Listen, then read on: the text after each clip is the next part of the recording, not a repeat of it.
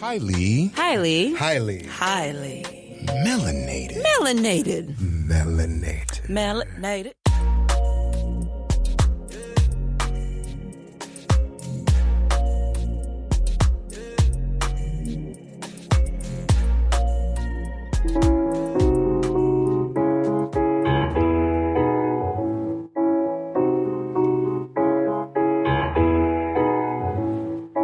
I'm a young black man doing all that I can to stay. Oh, but when I look around and I see what's being done to my kind every day, I'm being hunted as prey. My people don't want no trouble. We've had enough struggle.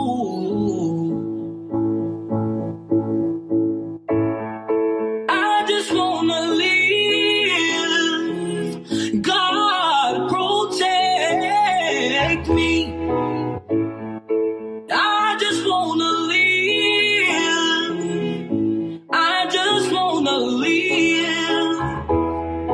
I was just a black boy brought up in the white world. I just wanna ask God if I'm in the right world. Is my life a test or is my life a curse? They put us in an ambulance, got us in a hearse. Cause another brother deceased, but it doesn't matter. Killed by the police while we in the handcuffs. I don't wanna take a knee, I just wanna stand up. Where's the new Huey P? Call it Black Panthers. Just do the math, they subtract us like minus. Fuck COVID, KKK is the virus. We are not afraid, we will not stay quiet. They will always label a rebellion or riot. Kill a black man seems to be their assignment. White supremacists terrorize the environment. Guns and the canine, tasers and sirens. I just want to live, I don't want to live violent. We don't want violence. My people don't want no trouble. We've had enough struggle.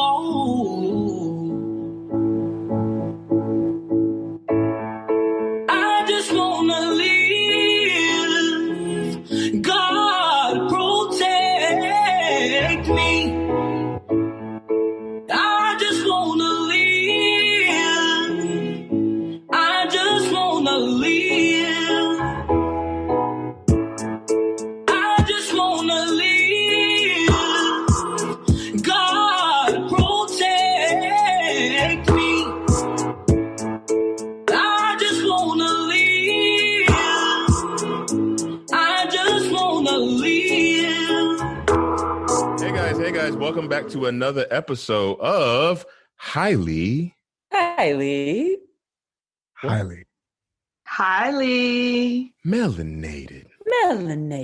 Melanation. Yeah, Melanation. PJ, it's time to stand up and fight. You better fight the right ones if you're going to fight. Red, I'm so numb to everything.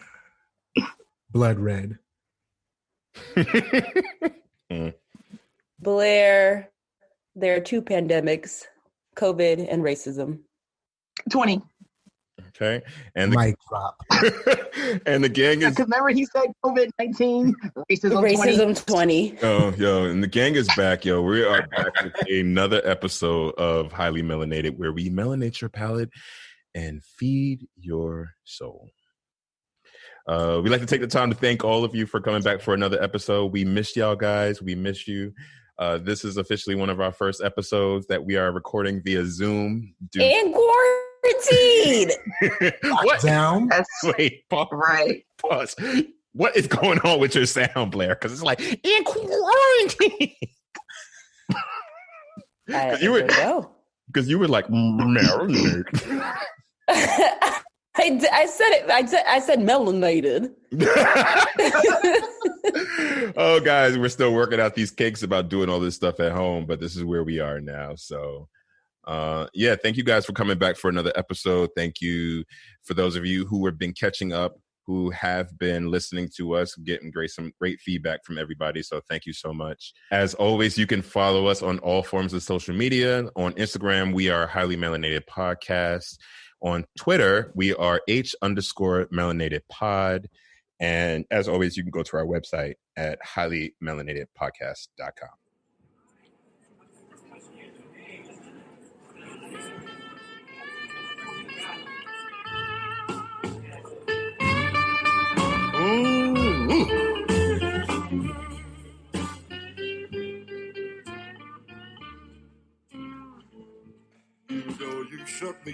And good evening, everybody. This is Fat Bastard.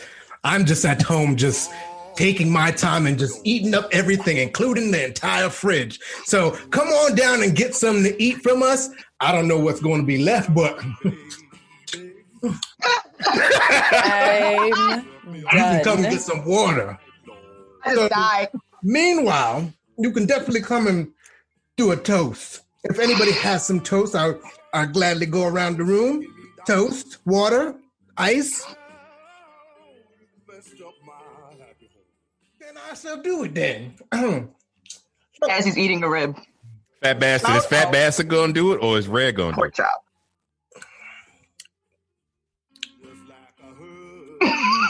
This is why they don't allow food in the studio. This is the factory reason.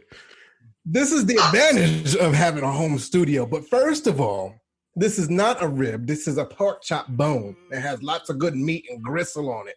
Hey, you better get that Ain't gristle. there another on that. I would let Red do the toast.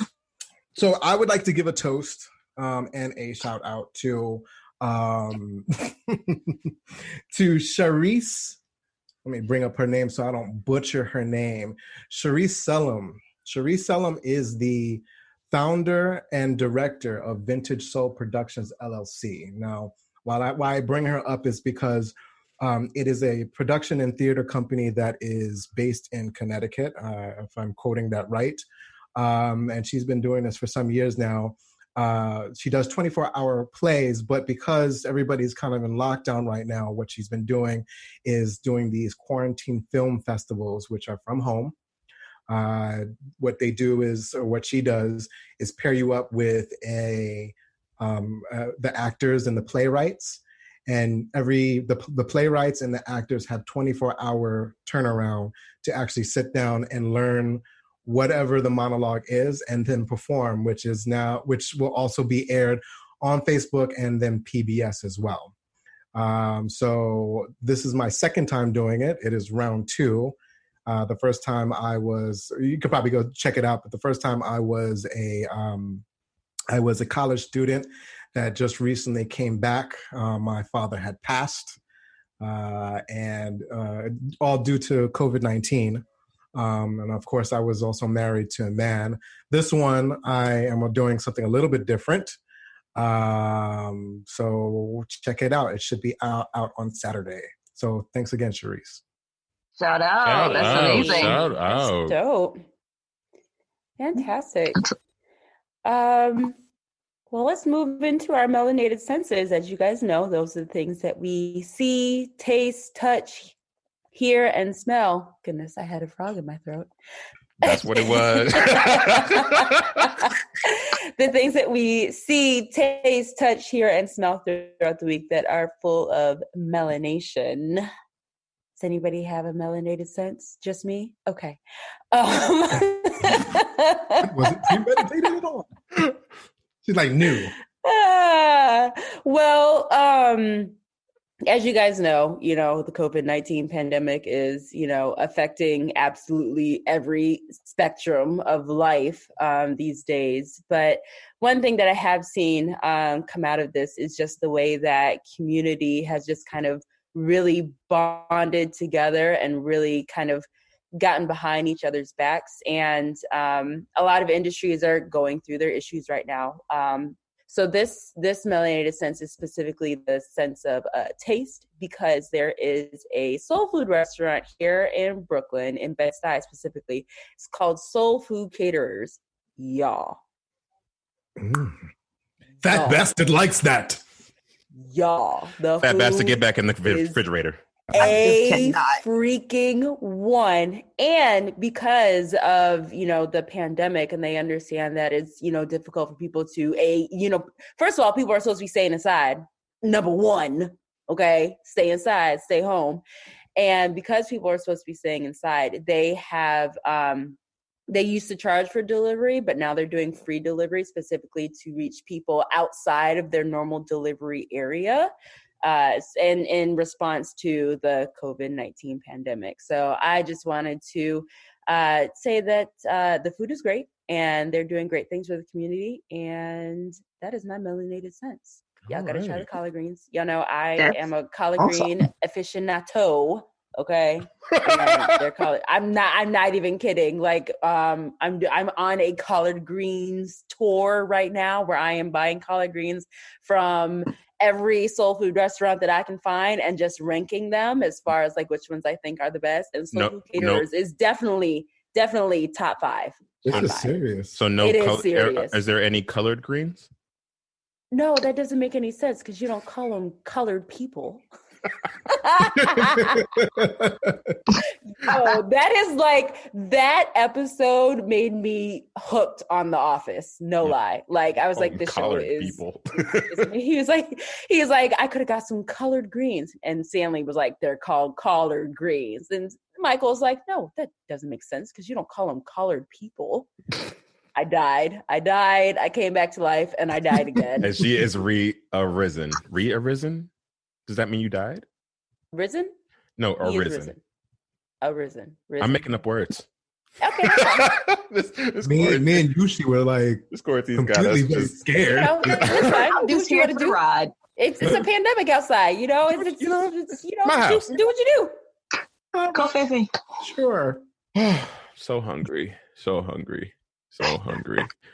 I have bones.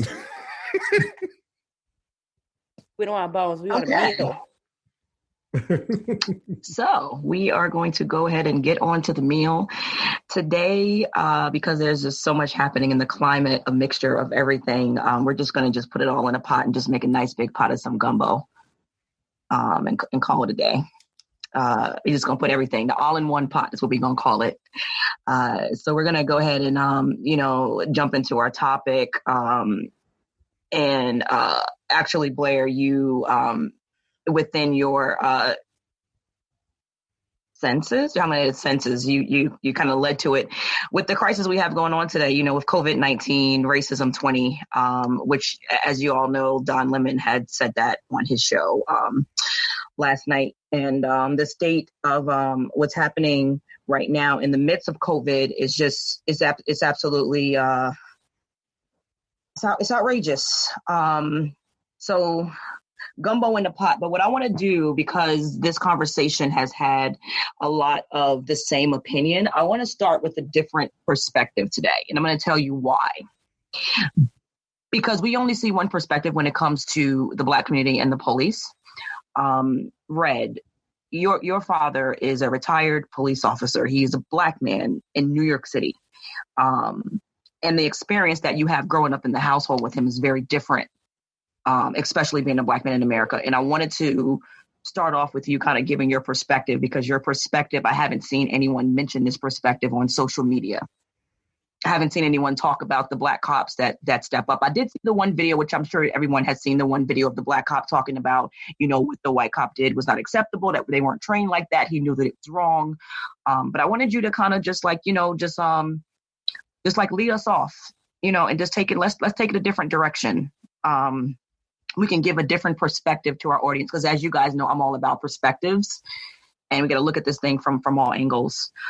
So my first question would be, to even start the conversation, is what is your father's opinion or stance on this whole thing? And then how is it affecting him and, his colleagues and the people that he know, the conversations, with you guys in the household? What are the conversations that are happening? So I'll be honest, I'm not too sure 100% of what his stances are, because of the fact that I have not spoken to him about this recently. It's just so much going on, and it's draining after you sit down and you watch this all day long, between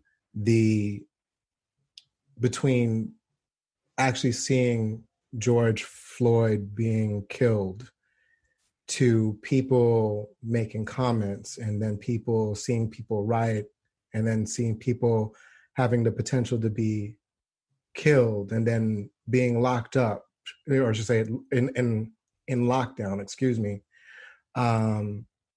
And everything that's just been back to back, the lady that was, that called the police on the Black man in Central Park, it becomes overwhelming.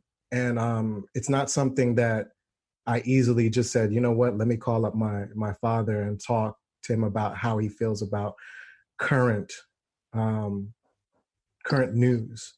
But from past experiences, I know that we've often talked about the dynamics of the police department in any state, in any city, and their relationship to communities of color, and it's poor. And I think that what happens is that why I get so frustrated is because, as humans, we're very prone to just generalizing a lot of different things. We're prone to seeing one Black person do something wrong to all Black people are terrible.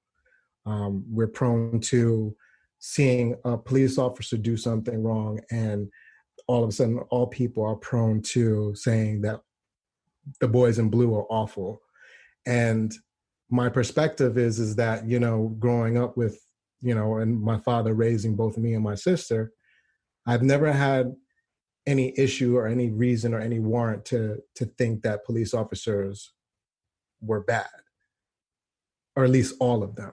And I think it's a tough pill to swallow because I still get kind of flashbacks to when I was told at some point in time not to tell or not to speak on it so much of that my father was a police officer, because people's perspective about him changed, as soon as they found that out about him.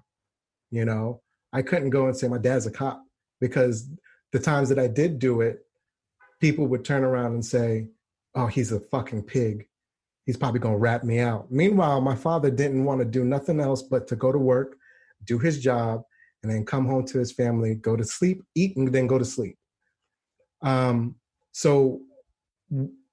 I want to make this clear. I'm not saying that there's not reform that's needed. I think the part that frustrates me, and I think the part that because even my sister had posted something and stated that all police officers are not bad. I think what's frustrating to us is to be able to see that because there's so much rage, that there is a divide. And I'm worried about creating divides where they shouldn't be.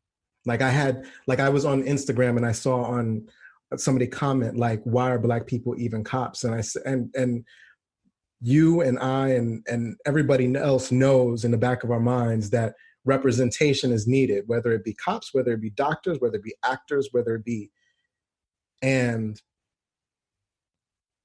people are asking the wrong questions because they're so angry. So that's kind of where I'm at.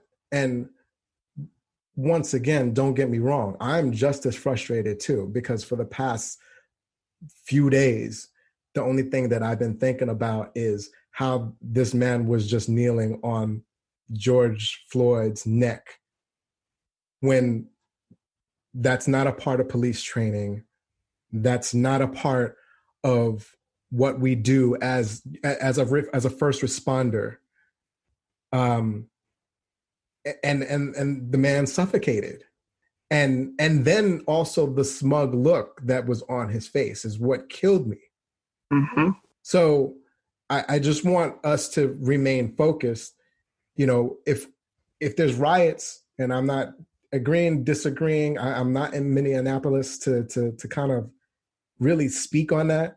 But if you're going to riot, what is after that? How do you fix the foundation?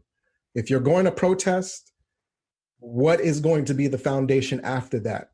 Because the police officers are not the issue. It's the foundation. It is the training. It is the support that they receive. It is the psychological evaluations that they get to hire them. It is the psychological evaluations that you do post any type of traumatic event. You sit down and you see some of these people going into being hired to police departments, and those are the guys that have one marble loose in their head, and then they have a light day on duty, and you expect them to act like they're sane, and they're not. Okay. That's a. Go ahead, Blair. I'm sorry. No, go ahead. No, I was going to say that's an interesting perspective. That's okay. I can understand where you're coming from.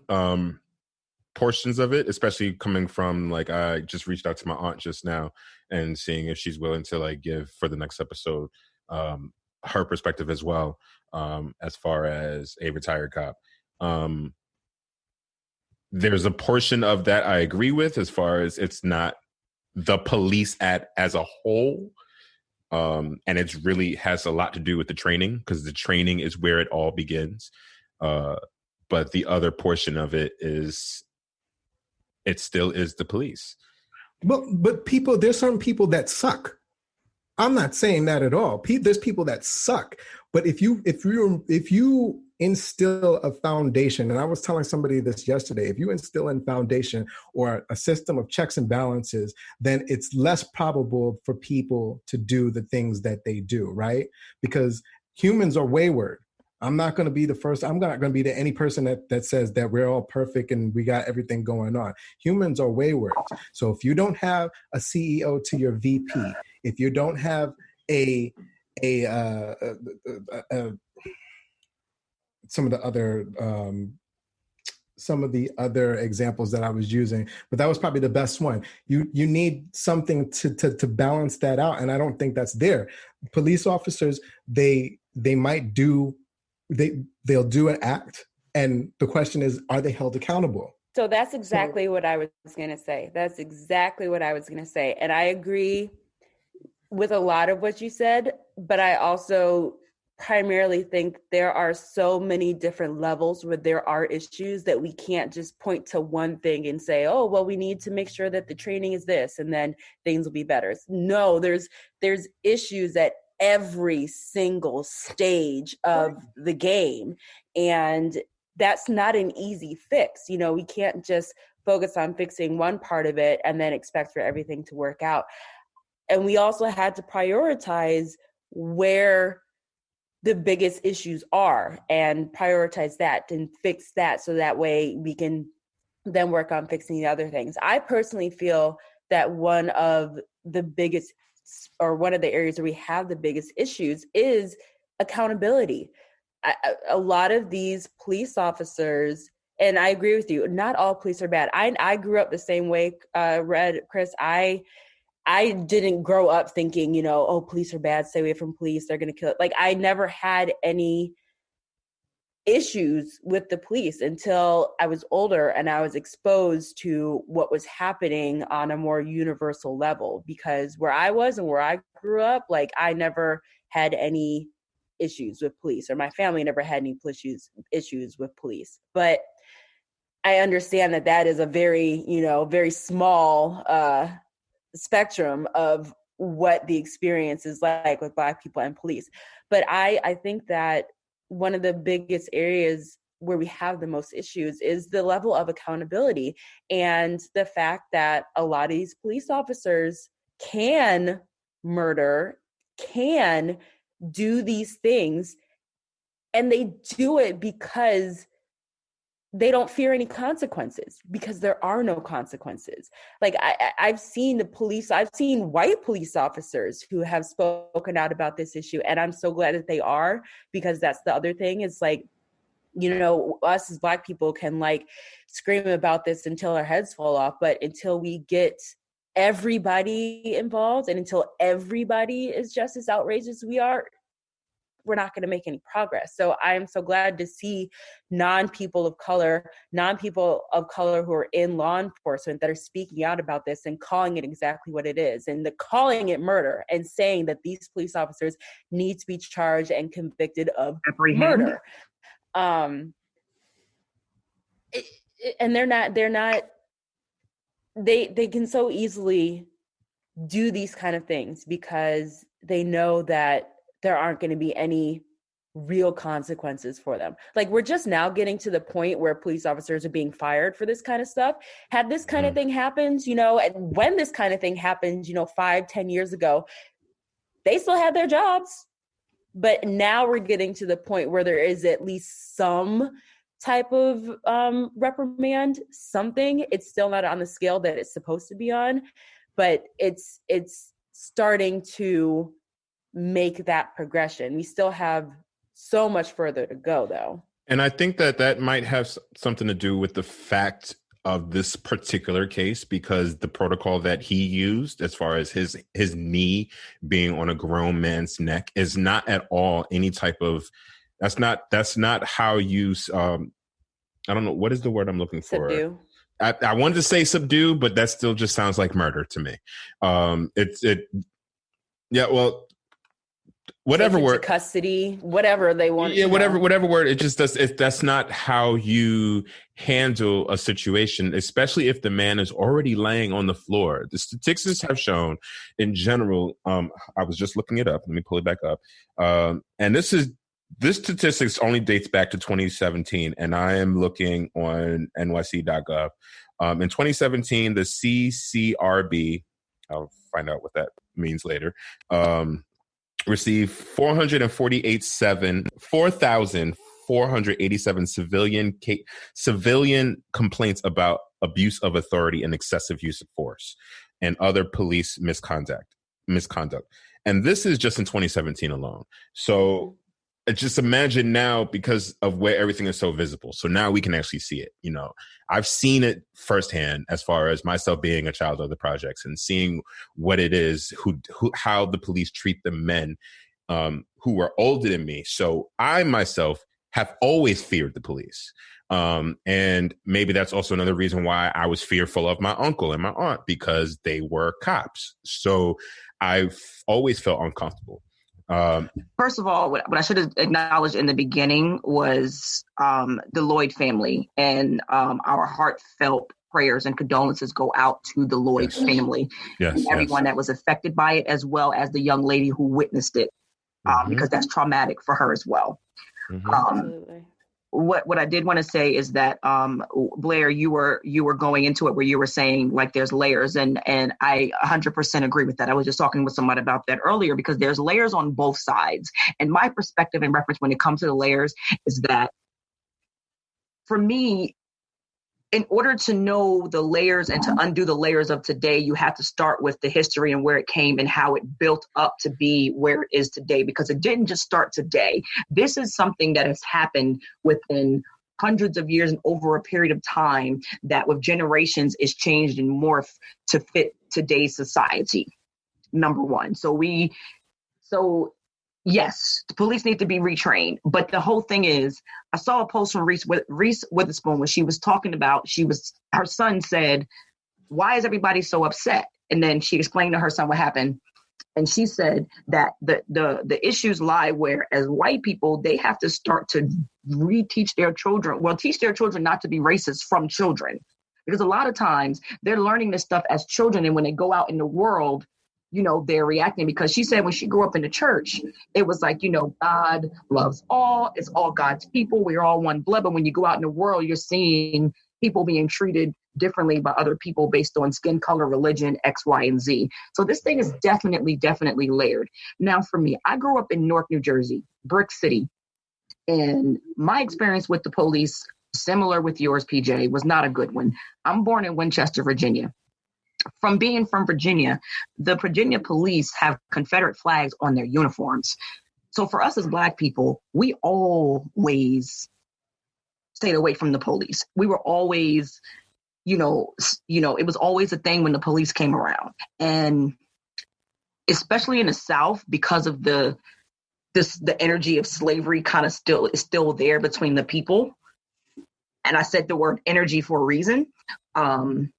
Because a lot of people's mentality in the South is different from those in the North, the West, the North, the West, and the Midwest. A lot of their mentalities are different. And for us, the experience with police up north is like when I had an experience with the Irvington cop. I was in the backyard of my own home. I was having an experience with an Irvington cop, and I'm in the backyard of my own home. And he told me to prove that I lived there. And I was like, but everything is inside. Like, this is my house. Well, somebody called the cops and said, you don't belong here. I was like, who? Tell her to come outside. I said, my dad owned this. Do you have proof that your father owned this? I said, no one carries proof with them on their person of owning a physical building. They leave that inside in a safe where it's supposed to be safe. He took it as I was talking back, and he pulled and he drawed his gun in my face. My friend that was with me was like, you should just shut the fuck up. And I was like, why? Is he pulling a gun on me? What you pulling a gun on me for? I'm not doing nothing. What you think, I'm going to do something? And he was like, you should just shut up. And the guy was like, stop talking. And he pulled a gun in my face. At the moment, it didn't register to me what was happening until afterwards. And I had dreams, and it really messed me up. That this man actually, and he was a black cop, he stuck a gun in my face. Mm-hmm. Being from Virginia, I've seen white cops harass my cousins. I've seen my cousins join the force and join those white cops harassing my cousin.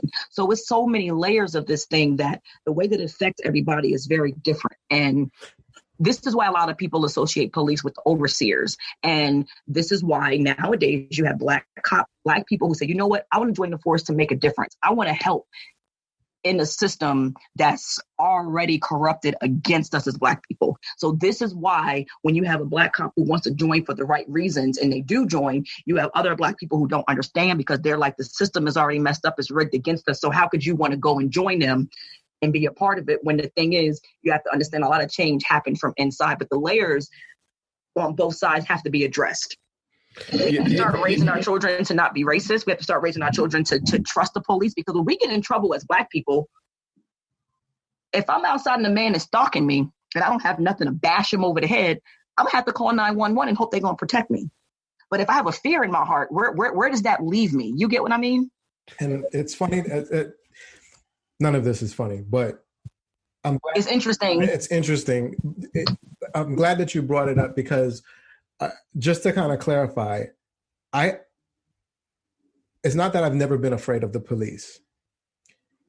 I just have more of a biased view because I know I was introduced to cops that were doing the right thing. Because keep in mind, I mean, thank goodness I've never had a gun pulled on me, but there's been times where I've been walking around and when I was going to Buffalo, minding my own business, driving, and the cop pulled me over. You have a blown taillight. No, I don't. I don't have a blown taillight. There's nothing wrong with this car because I just got it detailed and everything. But, you know, luckily I was with other fraternity brothers that were just all like, just be quiet, just be quiet. But I was just as frustrated and outraged as you were. And they were just either meeting a quota or we just fit the description.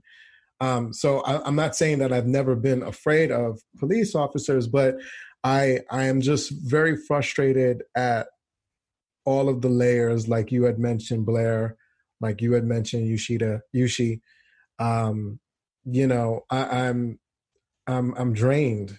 But I mean, Red, to be honest, if I grew up in your household, I wouldn't have a fear of police either, because as a little kid, you see your father with a badge on and that's Superman to you. Like if my dad was a cop, that's Superman to me. You know what I'm saying? So your perspective is automatically going to be different. That's why I wanted you to kind of kick off with what we were saying, what you were sharing with me in our IG chat. Oh yeah.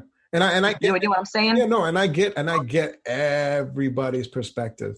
I just think that, you know, there's going to be people who suck at life, at everything, and they're there to just make your life a living hell.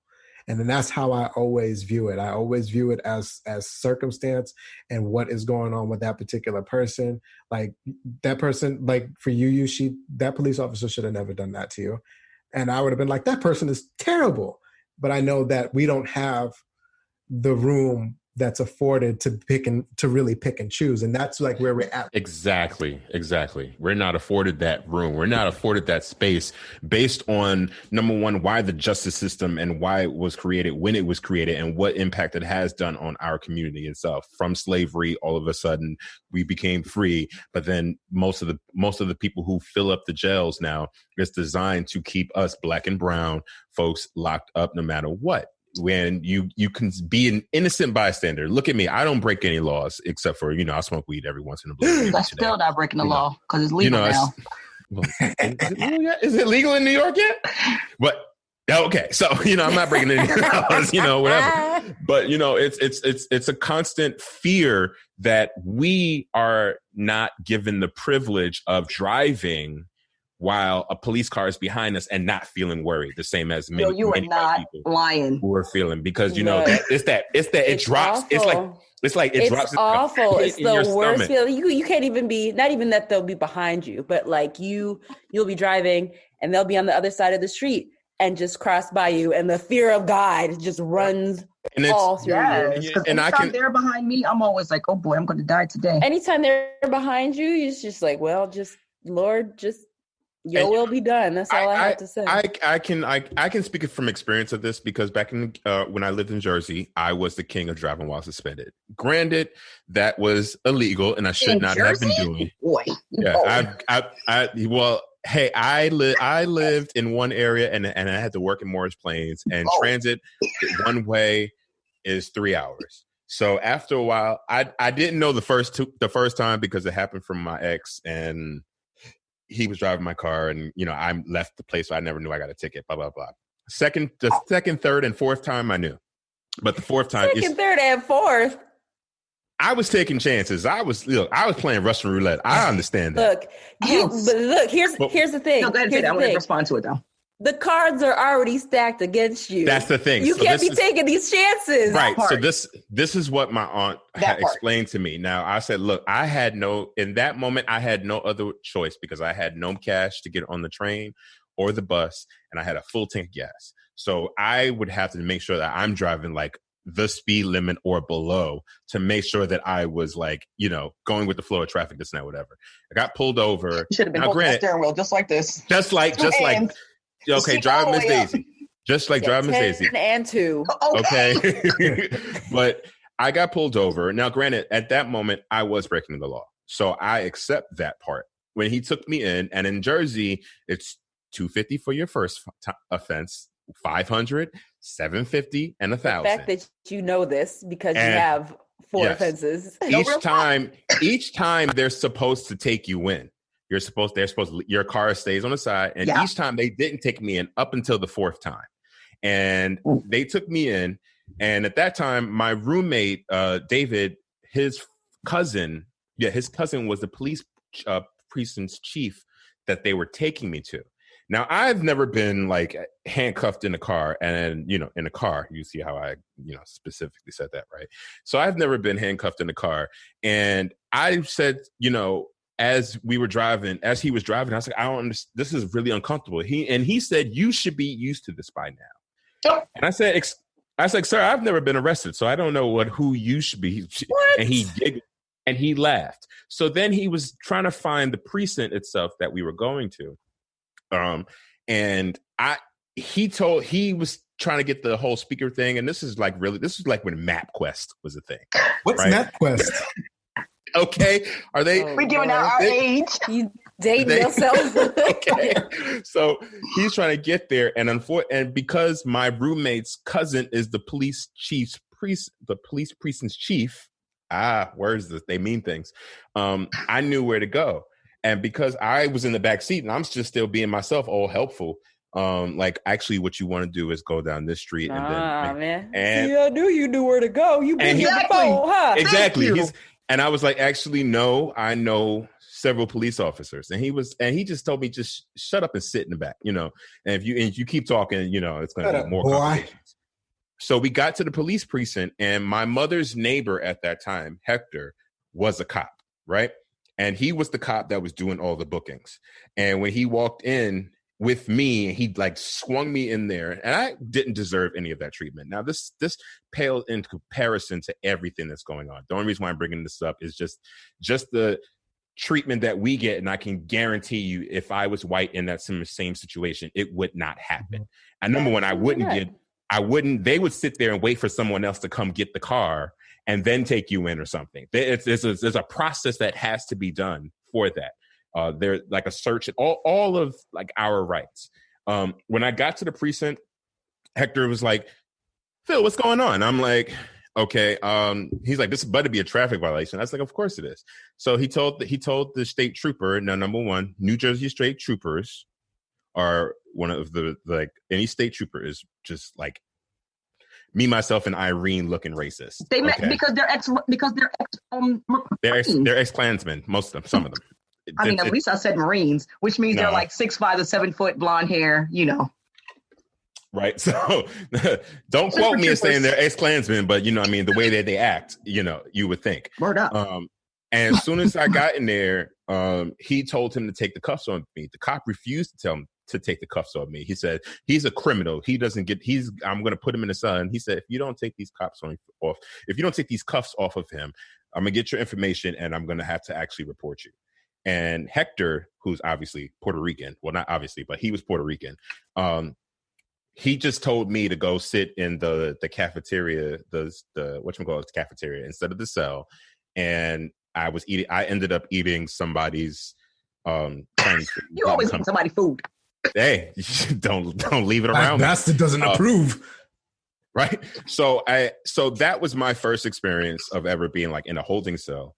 And from that moment, like just that little itty bitty part, like that just it confirmed how I felt about the police. That no matter what, we're not given the benefit of the doubt. We are guilty until proven innocent. Versus the way the law is actually supposed to be. You're innocent until proven guilty. Everybody's getting these calls. And anytime a white woman calls the police on any man and says he's an African-American man, you already know that means that person is trying to murder somebody. They want that person to be dead because you know that they're going to arrest you no matter what. Why? Because you're black, period. So I don't know if it's too early to like really start asking these questions, but like what is it that ask away? What is it that we would do? Like, you know, because I'm very much so about like the solution and like what is going to be after that. Like what are some of your thoughts as to? Go ahead. Yeah, I have and it starts number one with a psychological evaluation of everybody who comes into the police precinct, and like a deeper one that's been going on right now. Now, I also can speak from experience with this now, you know, when that day in December, and I was in a special place and there was a cop there and he was young, like 23. Understand this. I don't think that anybody under the age of 25, 26 who doesn't have enough life experience, number one, should be a police officer. Should I say 35, but okay. Okay, you know, and I'm being very generous. If you want to be a police officer, guess what? If you're that young, you do. Well, at least but the ones out in the field. I was going to say, like, they can be cops, but they can be in the building cops. Yeah. That's it. That's all you need to be. You're going to be parking meter cops. Exactly. Now, granted, this is a, you know, like a psychiatric ward or whatever. And so people are saying things that are like off-putting the people who are actually in there. But as an officer, he made a comment that was so disgusting and so disrespectful about Black women. And the person who was in the bed that he was there for told him, he's like, you know, that is nasty. That is disgusting. It was something about, and I don't want to repeat it. It was just really crass. No, please don't, because I don't feel like getting pissed off any more than I already am. You know, and so when I say number one, the psychological evaluations, to say, are you adult enough? Are you man enough or woman enough? Or, you know, whatever, to actually be able to do this job and really do it efficiently. And then the training really begins. Like, number one, I think that number one, America needs to do away with guns, because every other country that don't have guns have 10 times less crime than we do. So, and this is just PJ's opinion. I mean, Amsterdam, every drug in the world is legal and they got zero crime. So I feel you. So, I mean, and it's just like these small little details as far as retraining, as far as finding really what, like we were saying, accountability, how to hold somebody accountable. And everybody who has a complaint against them, you're off. You're off of the force. You're suspended until further notice, and there's no pay. Like, if people start, if it starts affecting their pockets, they may act a little different. Being fired definitely affects your pocket and your benefits and your retirement. So, you know, and I'm like, those are along the lines that I was thinking that some of the reform that needs to be done. But because this is a topic that has come up a lot, how do you combat being resource deficient then? Because while I'm not necessarily disagreeing with you where you said that there shouldn't be any young officers on the field until they get more experience. But that's where some of them that's how the only way really to get experience. No, he said life experience. Okay. Life experience, okay, yeah. so, And this ain't training day. Okay, so no, I'm not going to even if that's the case and you limit it by age due to life experience, then you also limit the pool and the amount of people that are actually applying to not NYPD specifically, but to police departments across the nation. Well, then whose fault is that no one is applying to police departments across the nation, because there's already a bad stigma about being a cop. So so this is the part where I see your opinion, because that's the part that I understand. There's not a bad stigma all the time, because there are good cops out there. But when it comes to a black man, and when it comes to somebody who's walking down the street with melanin in their skin, we don't have the same, we're not given the same liberties. But here's the thing with that specifically, like with the police. And I know we're talking about there needs to be more evaluation on who is, even deemed fit to serve the law and to enforce the law and protect, citizens. But all I can think about is, what's to stop these people? Like, what kind of psychological test, what kind of evaluation can these people be given that is going to put their racism, however minute or, large it is, like what evaluation is going to be done that can put that on display? Because, these people are, part of law enforcement already. They have their biases. They have, the way that they think. And they got through whatever process they had to get. I don't know anything about what it is to apply to be a cop and what the training is. I don't know anything. But the only thing I can keep thinking of and keep going back to is, why the KKK wears hoods. Because at the end of the day, they go back to being, doctors, politicians, store clerks. They go back into regular everyday life and they hide, that part of themselves that feels that way and does that and goes out and, gets it out in other ways. And then at the end of the day, they go back to being a normal citizen or whatever it is. So I guess that's where I'm kind of stuck, is how do we find a way to weed these people out effectively from jump? Well, I'm glad that you actually brought that up, because I recently read an article that actually an old friend of mine had posted, and he was saying, what if racism follows the same ideology that a predator versus its prey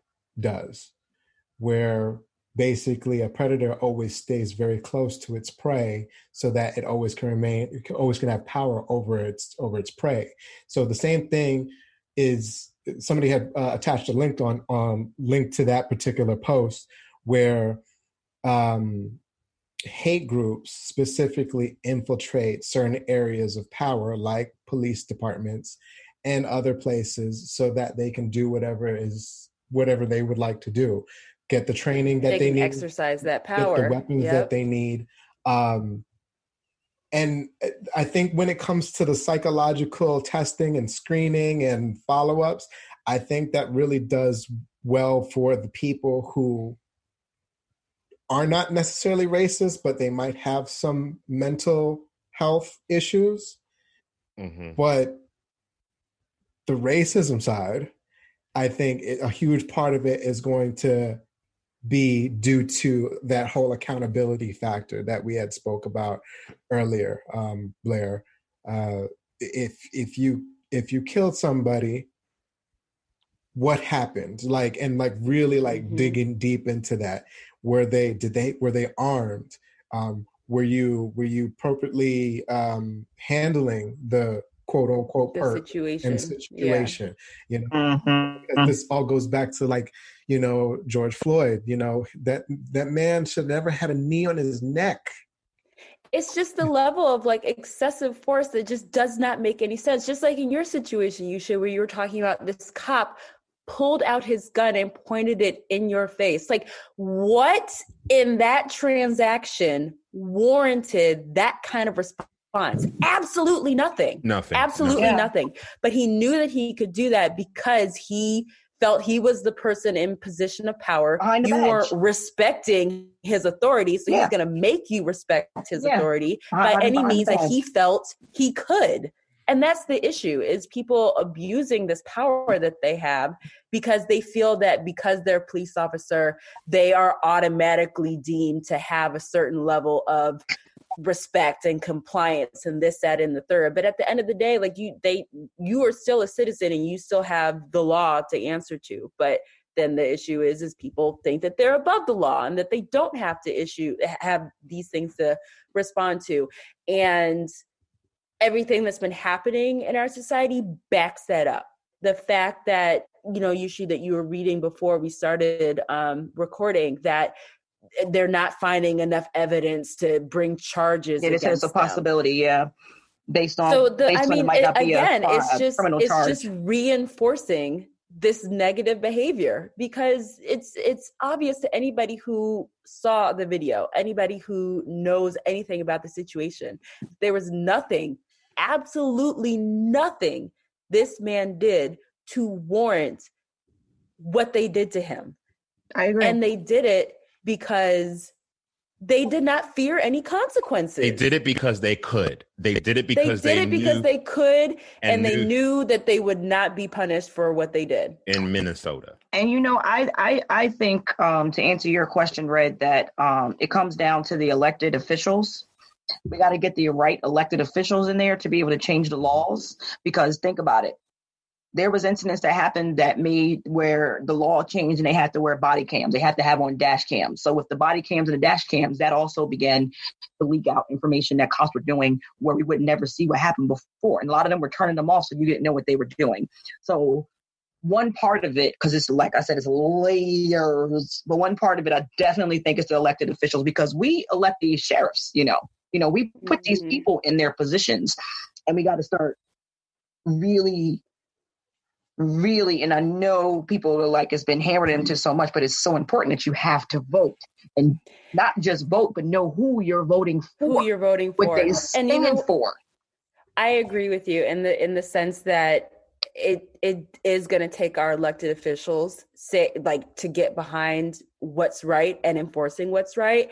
And you saying that just now just made me think, I don't know.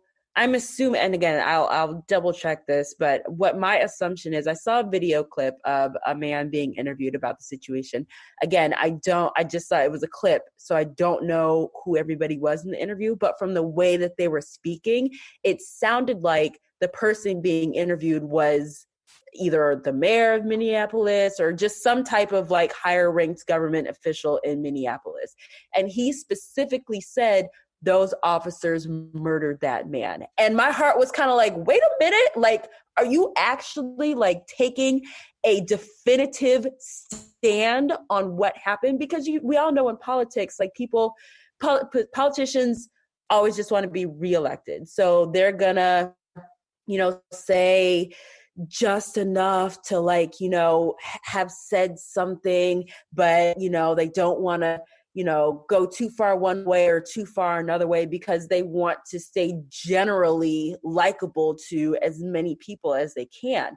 But what it's going to take is white politicians specifically, yes, saying and being very definitive about what their stance is. And you know what? I don't ever want to give credit to that man who sits in the White House for anything, because he's god awful.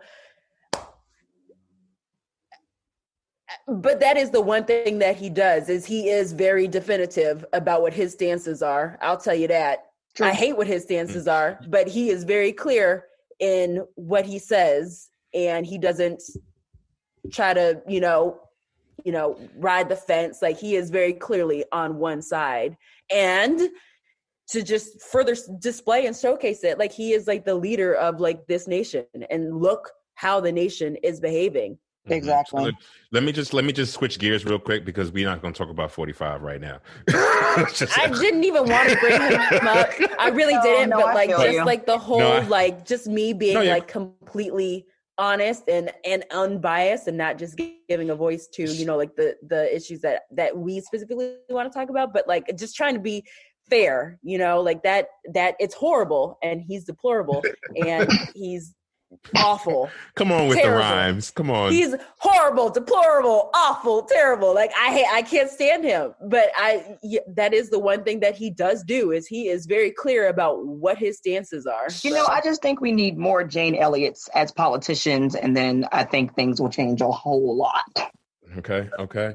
So a lot of this actually brought me up. A lot of this idea, this conversation brought me back to the idea of, I remember when Montclair State University became, when cops were the security, and we had protests during that time because sorry, something beeped in my house.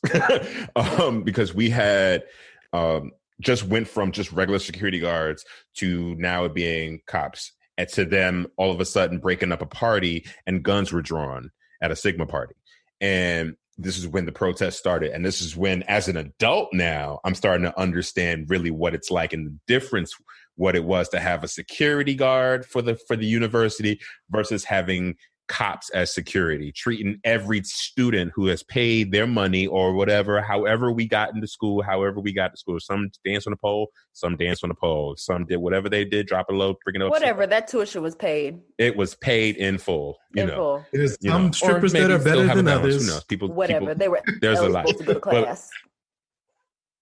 No, come on, Cardi. So there was money. It was a fear in all of us, in every single one of us. And at that time, I was the treasurer of the Black Student Union there, and we were come on, right? But we were called OSAU, Organization of Students for African Unity. And we had several protests. We had several meetings with the deans of students, with the president of the university, expressing how like fearful the Black community in this big ass PWI feels alone just by the actual police presence of them being there. And now it's a little distracting as they patrol the school with guns. And now I don't know what it is like now, because we're I already aged myself earlier, but walking down, I live down the street from a police precinct, right? Like literally it's across the street. I still don't necessarily feel safe because I've walked past there before. And the only time I ever feel safe and they don't look at me funny is if I'm walking my dogs. And because I have little foo-foo dogs, everybody feels like, oh, he's safe. Oh, he a punk, whatever. But if I didn't have them, and I'll get that second look like, where are you going? What are you doing over here? Number one, this area is all Black folks. So where the fuck do you think I'm going? Home or wherever. It doesn't even matter. Why are you asking me? And it's just like, it's all really also comes to a point when we really, even though we know our rights, how do we really exercise those rights? Because Red, you touched on something before. And I mean, this is where my mind goes about being drained. All this time I refused to watch the video. And just yesterday, I watched it for the first time and was just in tears. And yeah, it could have been you. It could have been, it could have been any of us. You know what I mean? A buddy of mine was actually in a situation where he was burying his mother, he was burying a family member, and his sister was like outside the hotel or whatever. And I forgot what state it is. I think it was somewhere in Maryland. And the cops pulled up and tried to arrest her. And she was just losing her mind because she just lost her sister. You know, and instead of asking questions like, are you all right, where the police is supposed to be there to serve and protect, he was there to interrogate and say that you are trespassing on private property. You don't belong to be here. And that's the way that we feel. We are trespassing on private property. This is not our property. That's what white folks have made it very clear. America is not property for Black people, even though we were brought here. And that's the messed up part, because we were here before to begin with. But we were here before them. Yes. But we're not going to go on that conversation because that's somewhere else. But we're going to go. We're going to get there soon. We're going to get there soon. But what I want to do is I want to backtrack a little bit. And I want to kind of bring up notes. I have to write my notes because I'll forget because we be going long. But I kind of want to backtrack, and I want to really bring light right now to what's happening in Minneapolis with the, first off, with the amount of cops that are outside of this man's house right now. I think that's a waste of resources. And I'm going to tell you why. Because they're rioting, people are burning stuff, they're looting. Okay. However, PJ, what was your name when you introduced yourself? It's time to stand up and fight, PJ. Okay, absolutely. And then I responded with, if we're going to stand up and fight, we got to make sure that we're fighting the right fight. My whole thing is us burning stuff and looting stuff is not going to bring justice. What we need to do, because they're waiting for the autopsy, is go to the coroner's house, stand outside the coroner's house and tell him to go back to work and don't leave out the building until the autopsy is done. When the autopsy is done, we want to report immediately. We need to be outside of the judge's house. We need to be outside of the prosecutor's house. We need to be outside of the police chief, because these people need to lock that man up. Those are the people that you need to go after to get the justice done.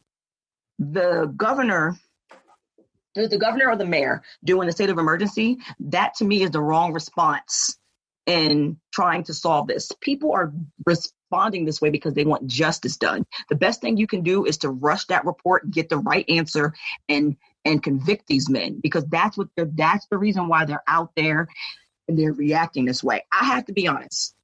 When I first saw Armand Aubrey and they arrested those two men and the person that filmed the video, I was like, what?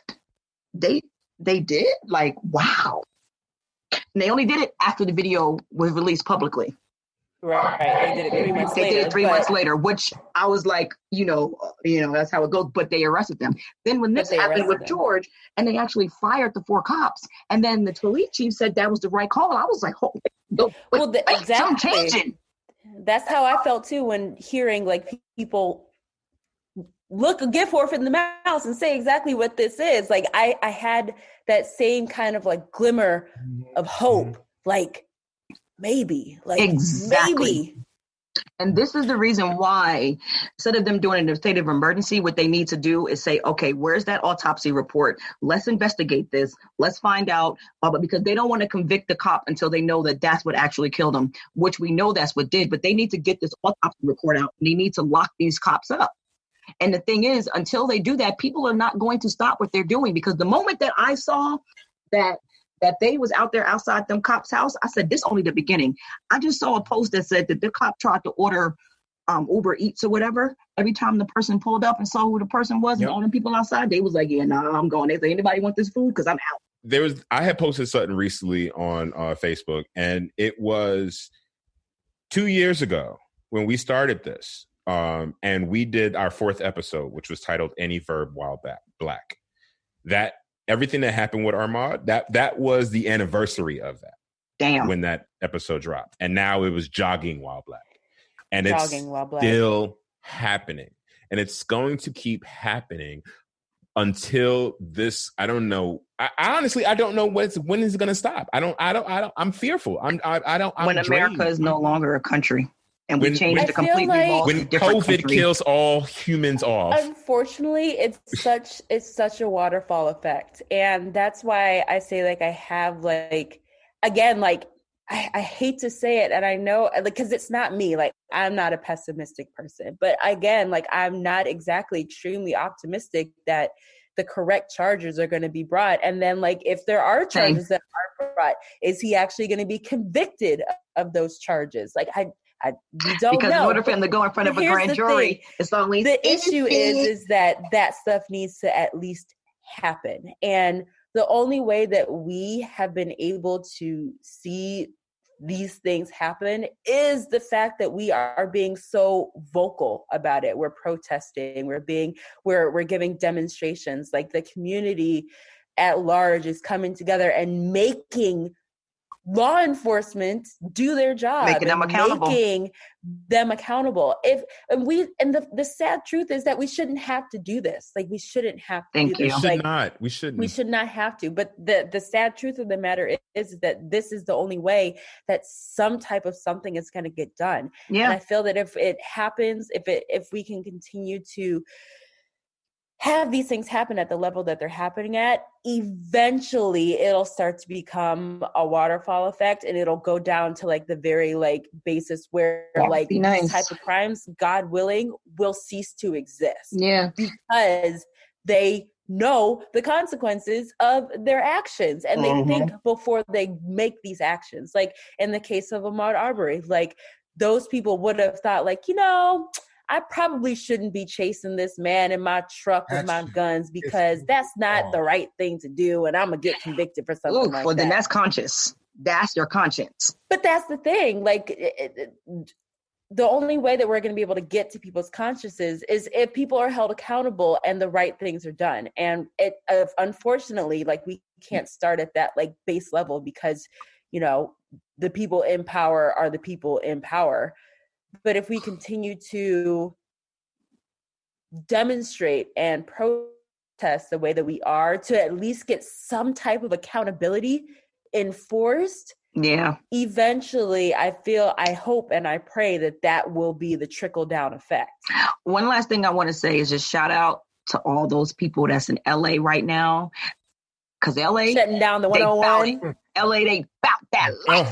Shout out to people in LA that saw that happen in Minneapolis and was like, you know what? We about to march here, shut this whole shit out. A whole completely different city way on the other side. I get worried when I see these riots, because it's just a cycle. It's just every single time something happens and there's a riot, then here we are again. I was cringing out of worry of seeing these people like busting these cops' windows and do all these things, because I was just like, y'all, this is not the way. I understand that we are mad. More reason to be like, see, this is why we got to treat y'all like this. I'm gonna be honest, I was in the background like,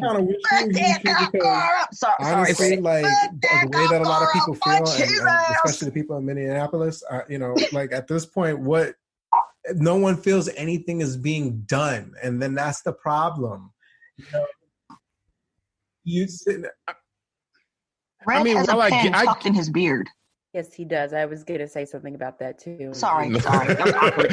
While I get that, and I do feel the same way in an instance of time to fight back. But this is about to turn into like Beyonce's "Who Runs the World" or what other video? Superpower. Like I've been saying it for the longest. Like the world is going to turn into that vision. It's going to turn into V for Vendetta.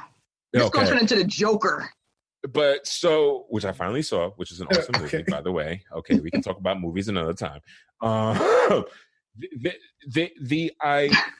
It's frightening. It's worrying. And then what has really been getting me, because I normally never do this, and I have been trolling trolls in some of these comments. Lord. No, because I'm done. I'm done just gonna let these people just be white as they want to be. You want to be right, so right that you're white, but you're wrong, boo-boo. And just some of the things that some people have said, and then of course they ended up with MAGA or hashtag MAGA, and it just lets me know further that you have no validity in anything that you say. You don't even understand. No, they don't. They're just talking how to stupid. add 1 + 1 is 7. So fuck y'all. And what they're doing is they're trying to get a rise out of you. Honestly, that's all it is. They're trying to get a rise out of you. So they can be like, "See, I told you that's an angry black man. That's an angry black woman. Look how they're acting." and so this goes back into like. So I was telling you I was just telling you how I just finally saw the 3rd season of Dear White People, right? Yeah. It's been on my list, so I'm finally gotten to it. It's just like how long it took me to see Get Out. As soon as it comes out, I binge it immediately. I love that show, yo. And there was several parts in that, because remember the first season is when Reggie got, the gun pulled out on him, and it was really traumatizing during that time. So it was like a really harsh thing. And this season, there were so many gems at the very beginning, just about white privilege, black and black privilege, black non-privilege, and how we are viewed immediately soon as we walk in the door, and being that angry black person or that angry black man, black woman, instead of someone saying, like the white woman said, just go with it and lean into it. We are not able to lean into anything unless we're leaning into as we step forward into the cell block area, and I am not trying to like promote violence, because remember when Lauryn Hill dropped that and the Unplugged album, she said that she had the song called Rebel, right? And she said she was going to drop this as an actual song, but the reason why it wasn't called Rebel, but the reason why she didn't is because all that stuff that happened during that time with Amadou Diallo, with the plunger, she didn't want it to be taken to the streets at that time, because the word in there was just rebel. But you know something? We have to rebel, but we have to be rebelled wisely. Educate ourselves. You have to educate our community. And we have to really, like she said, know who the fuck is in your local office and actually take advantage of it. Word up. Everybody has one. Everybody has a town hall. Every city, every single one. All you have to do, if we're all on our phones now, we have nothing else to do because of COVID. So Corona is out here fucking up our lives. And hey, during this time, educate yourself. And then it's so sad to see this happen during COVID, because they're out there risking their lives rioting, on behalf of this, and y'all not even doing nothing. It's like, yo, y'all realize the second wave gonna pop. Like we didn't even hit June yet. Yeah, just throw the whole year away. It's a leap year. Let's just leap over and keep going. Throw the whole year away. It's a mess. If it's not one thing, it's another. I think I'm ready for some dessert. How you guys feeling? Yes. I mean, think I'm full. You want a couple more bites? I feel like I want another helping, and I think Red has a really good serving to give. The kitchen is closed. Oh my gosh. Oh, okay. Oh goodness. Well, low key, I need to be skipping dessert because this quarantine we all do, is real. It's so real. I'm so upset. Y'all, you're a sweets person too, so I know you're going through it. I am. It's awful. Stand up. Let us see in you. The house and stand up. Let us see you. Let us see you. No. You got pants on? Yes. Girl, do not fall for it. Why you think you only see me from this way up? Don't fall for it. Look. I had to take some pictures for Cassidy the other day. I was like, crazy. Good God, what is going on really right now? Me? This is me. Showing I always knew that living in New York, it's just the best exercise because you walk everywhere all the time. Exactly. I feel all of my toning, all my muscle that I used to have is just nothing. So, but I guess in that spirit, as we're sitting in the background counting our fat, flubbing our fat, counting our neck rings. For our final thoughts, for our dessert portion, everybody give your final thought along with your favorite locale quarantine dessert. Quarantine dessert. Because if we go be eating dessert, we might as well be health conscious about it. Because look, the quarantine 2015 is fighting against us. So. All right, so I usually start off the dessert, so I'll just do this one. Locale.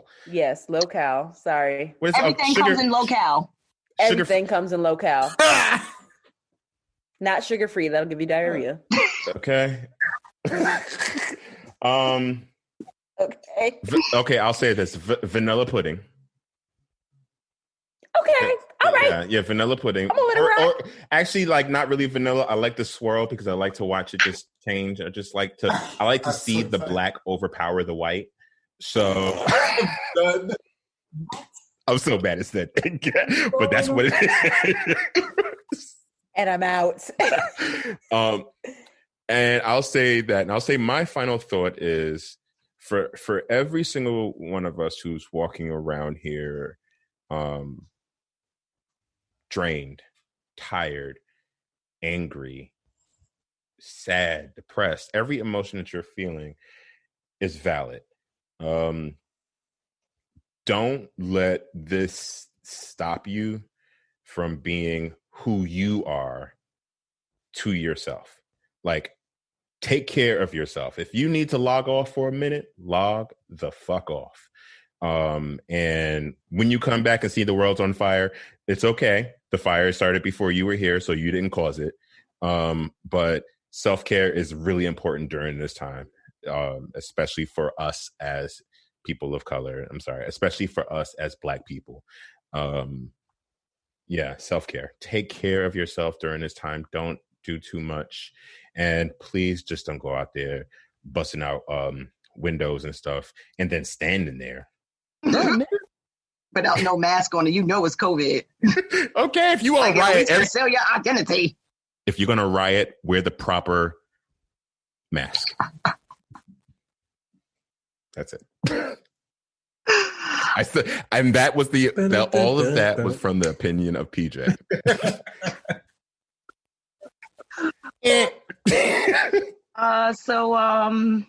Low-cal desserts, you know I'm not a dessert person, so I'm just going to be like a water with a lemon and cucumber and some chocolate mint. I would take that, please. Thank you. That burns the fat from the dinner that you just ate, the gumbo. So you won't go to bed feeling, I'm so full I can't sleep. You know when you're like full and you lay on your stomach and you can't sleep? She made that statement because I was looking at the camera like, what? Looking at me like that. That's that after dinner drink when you so full you can't sleep. Yes, that's that after dinner. Why didn't even? I didn't even say water what the all around. Toast was in the very, very beginning. Well, I'll take mine flavored. Okay. Go ahead, you finish. I'm sorry. So you guys know I like to be, on the hip hop culture stuff. So because I know all you guys are going to say something meaningful and say all the things that I want to say, I'm going to say something opposite. Didn't do Doja. Bitch, we don't forgive you. We don't accept your apology. Get the fuck out of here. Your black side needs to sew your ass. Dindu was a song that she did. That Dindu means didn't do nothing, because they say that how Black people be getting sorry, my brain just went. But basically, how when a cop harasses one of us, and we're always like, when we get locked up, like, I didn't even do nothing, I'm innocent. That where the Dindu thing comes from, which is a South African term. And I'm surprised Trevor Noah has not replied. So that is South African. You need to say something. But Doja, we know, honey, you're canceled, and you messed up the Weeknd song, the remix. And I need you to, I need him to take you off and do another remix, because we don't. My heart and prayers out to the Floyd family, and the Armand family, and all the other families who are affected that we don't know about because it wasn't documented, and because it's not in the mainstream media, because there's other people affected right now that we don't even know about. So my heart to all of y'all. That word, that alone, every hashtag family, every family that is attached to a hashtag. It's freaking ridiculous. Hashtag every family. How are we here? Was it Sean King? Was it Sean King? I think it was Sean King. He had put out a statement about how it was just so surreal for him, because he was putting together the hashtag George Floyd hashtag. And then he said, not but so long ago, I had to put together another hashtag Floyd, hashtag, because this shit won't stop.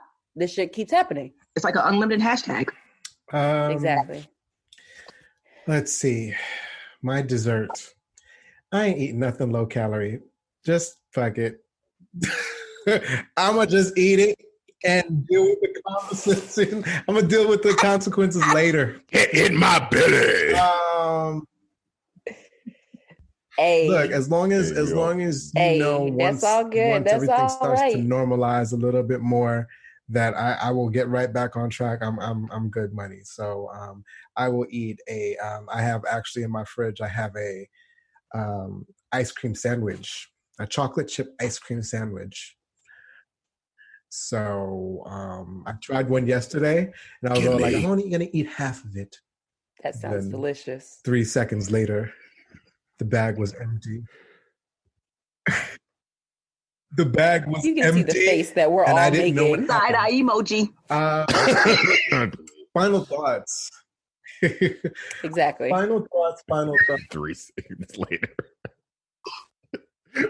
Oh, I just wait, pause. I just thought of that whole like SpongeBob meme. 1 hour later. For you, it's like 2 seconds later. Go ahead. I'm sorry. You kind of touched on it, PJ, because like that's where my headspace has been through this whole lockdown and everything that has transpired since then. I've been very concerned about everybody's mental state and mental health and mental well-being, for myself, for my partner, for friends and family, because it's a lot. We're not really wired as humans. We're not really wired for this.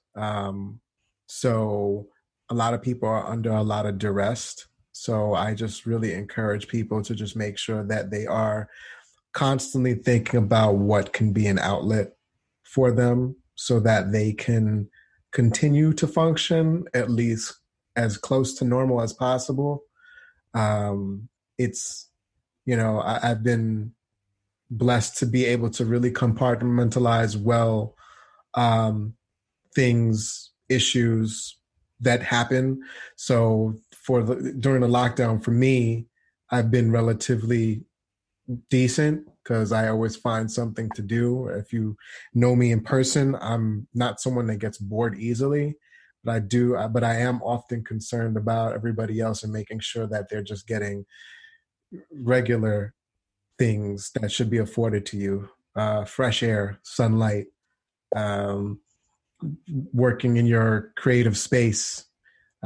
So just make sure that you're constantly assessing yourself and even the other your loved ones around you, of what they might need, so that everybody remains even keeled. So that when we do have issues, a lot like Aubrey and Floyd, where we're able to deal it in a very logical and clear and concise manner.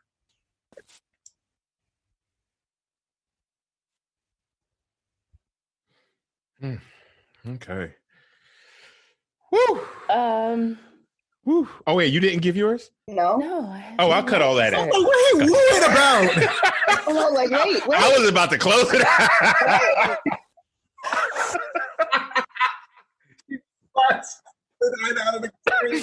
Oh, I'm muting myself. What you just fell back, Blair? You crazy? Well, apparently I don't need to be here, so We're still listening to you. Remember, we do listen to you. yes, you do. My low-calorie dessert, and this is torture for me because y'all know I love my sweets. You said no, cowgirl. But you know what? Here's the thing. Here's the thing about sweets is it really doesn't matter. Like it could be decadent. It could be, low cal, carb smart. It don't matter as long as it's some type of sweet. I'm straight. I'm very, very happy. You want an edible? Oh, This is his decision. Temptation Island. I mean, here's the thing, though. This would be the time for me to try it, wouldn't it? Kevin Home Alone face emoji. Go ahead, Blair. Go ahead. You know what? I'm just gonna do. Here's my low-calorie dessert. I'm going to make strawberry popsicles. Like homemade, like strawberry popsicles. You're gonna turn into a strawberry girl. Chop them up. Freeze them with a little popsicle stick. Delicious. Chocolate. Make it sweeter. Throw a little sugar in there. Make it sweet. Just keep going. I might dip it in some chocolate, Whipped cream. This is going too far. peanut butter. Oh my. Blair. Continuing on to my final thoughts. Well, that's what we were talking about. I thought I was just talking about. No, I said just That's what I was talking about. You, on the other hand, because you're below me here. You're here. Facts. I'm with Blair. Y'all down here. Exactly. Thank you, Yushi. It's just Final thought. my final thought, and this is the question that's been running through my head for the last couple of days, is how much more do we have to endure? Because I know there will be more. That's the sad truth of the matter. Unfortunately. And I believe in an all-powerful God and an all-knowing God and a wonderful and loving God. And I know that one day the world will be what he envisioned for us. I pray that I start to see some type of resemblance of that world in my lifetime. But that's just the question that's been running through my head for the last couple of days, is how much more do we have to endure? Probably a lot more. Unfortunately, it is. Before summer's I know. even I said before, like I'm not a pessimistic person. I am an optimistic person. So I know that one day it will change. It will be better. I don't know when that day will be. You know what I think that day might be? The same day that our elders never thought that there'll be a black president. Well, And we're talking about like in the future. Like, do you mean both parents? I'm just talking about in general, like people in the elders who are old enough, who were here the first time Obama got elected and has had in a deep emotional connection to the fact that they never thought they would live in a country where a person of color is the president. Or because my dad just did wait say that. until Very July true. I when the agree. aliens come. Because every month has been something. You know what's funny? Look, here's the thing. Here's the thing about that. I'm so glad you brought that up. I know we got to wrap up, but I got to say this real quick. The fact that ain't nobody kicking us out of the studio. Is so wild right now. The fact that this pandemic is so global and so the fuckery is so real. The government point blank said, yeah, UFOs exist. Like, put that information out there. And like, put that shit out there. And it didn't even make us, like, nobody even, like, it wasn't even news. It wasn't even news. And it was certified legit. And Area 51 is in Arizona, so you know. News. And you know what's funny? The fact that these motherfuckers finally, after years and years and years of denying it, admitted, yeah, we've looked into some UFO cases. There are some things where we've been trying to. The fact that like I read it in like a little like morning blurb. And by the way, yesterday, you know, I was just like, why the fuck is this not news? And you know what's crazy? This is what May, so June, so let's say July, we get the alien surprise. That there is going to be the end. That there is going to be the end of all racism in the world, because aliens pop up. I guarantee you every human is going to be like, human race. What? Ain't going to be no more black, white, Asian. It's going to be human race against the aliens. Until we deal with the aliens, and then they go back to, yeah, fuck y'all niggas. Facts. Yeah. Facts. But Wow. PJ, before we wrap, I do want to just quickly just say, I really just wanted to acknowledge everyone who has gone through and experienced having COVID, knowing someone that had it, losing someone to it, someone being on a respirator, going through the symptoms of, you know, the breathing, the fevers, the hallucinations, and everything else that's affecting people, because this thing is very serious, and we really do have to respect the fact that this thing is mashing up people, old, young, and in between. And we really have to keep our social distancing, and we have to respect the fact that we all want to get back to living life. But right now, we just have to take a break. And this is a leap year, which means we have to leap over this year as if it's a black hole. So right now, we're in the black hole, and we'll emerge in January of 2021 as if, and hopefully it'll be all done. But really, because I read an article that said the New York Times wanted to list of people that passed away only in New York, of how many people that passed away. And they said they did, that it would be 4 times the size of their New York Times paper, and they couldn't do it. Because they wanted to be able to say everybody's name, because this is a thing, a lot of people lost people, and this is a real thing. Back in January, February, we were like, damn, it's messing up over there. We didn't know that it was going to come here and really hit us this hard, and this is really a change of our everyday life. So, my heart and prayers go out to everyone that's experiencing this on the negative side, whose lives are forever changed, whose children who lost parents that are abandoned, whose whole families have passed away, matriarchs, patriarchs, even little children, it's just really heartbreaking. Whew. Sorry, it had to be said. Hold on a second. Let me just do the same thing because I can do it now. No, not yet. You should have put a pen in his chin hair beard like Red is. This is a big pen. Oh, is that the problem? No, my beard is growing. So let me just add one more. Like, I had a toast earlier that I did have. And the toast goes out to, and I can't believe I'm even saying this out loud, but to Don Lemon, because I'm appreciating Black Don and the fact that he left white Donna alone, because Donna was a fucking mess, and now Don is here. Donald. Okay, now that Donald Lemon, Donald is taken. We'll keep Lemon. Call him Lemon. D. Dot. Okay, call him Don then, because Donald is taken. Because like D. Dot. I appreciate him waking up, and we need more in the front media personalities speaking up and saying things that are of color, instead of just like A.M. Joy, Joy Reid, or a few like Angela Rye or anything like that. Like, we need more. So, have you guys seen him lately? Have you noticed? I just want to do this real quick because I love Don. But as soon as his afro. I think my face was too close to the because I'm nothing but face in the screen right now.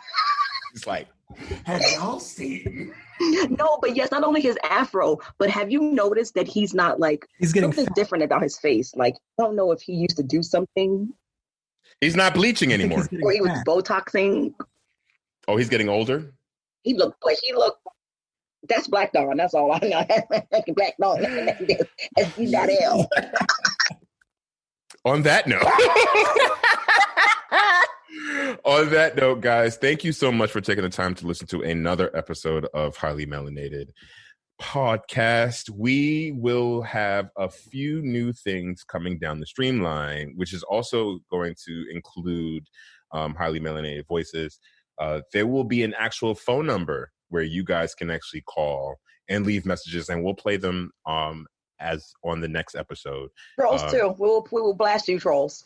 Every single last one of you. Guess what? There came. I ain't scared. I look dead in the camera.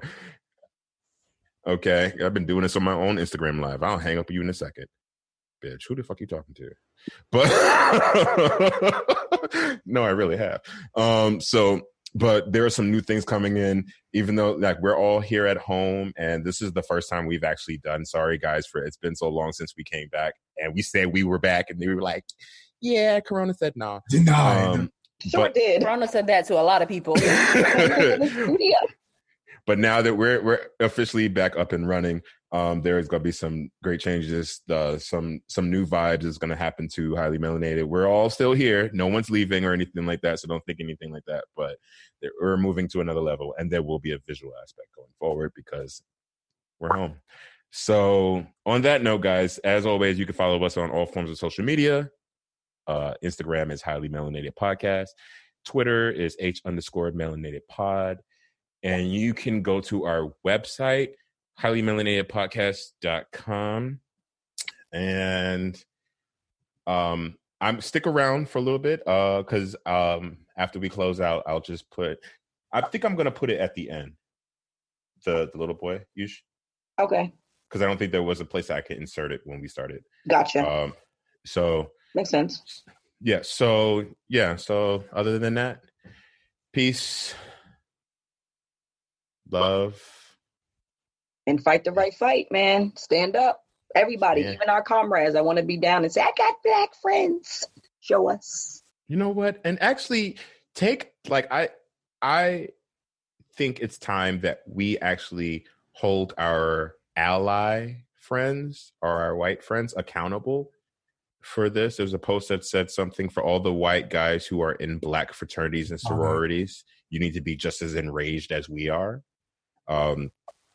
And it's important that this is a human issue because we are all human beings. Especially those who have black children.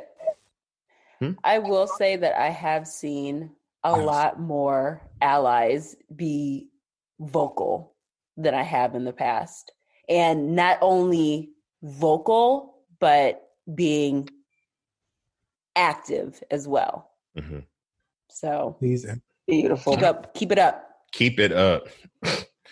All right, guys. Anything else? Anybody else want to add anything? This is a whole new world, guys. A whole new world. A dazzling place I never knew. Wait, wait. Ooh, it's on here. I know it is. I can't take y'all. Oh, please. I know it's here. Whole life I waited to sing into a microphone. Here we go. It's here. But now from way up here, it's crystal clear.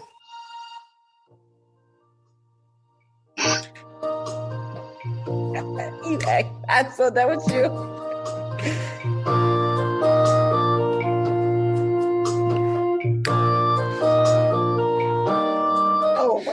Can we have a whole new world, please? Can we? And well, that's what Corona is doing right now. It is creating a whole new world. Okay. Okay. All right, guys. We just can't end this, but all right, and we're done. All right. Bye. Bye.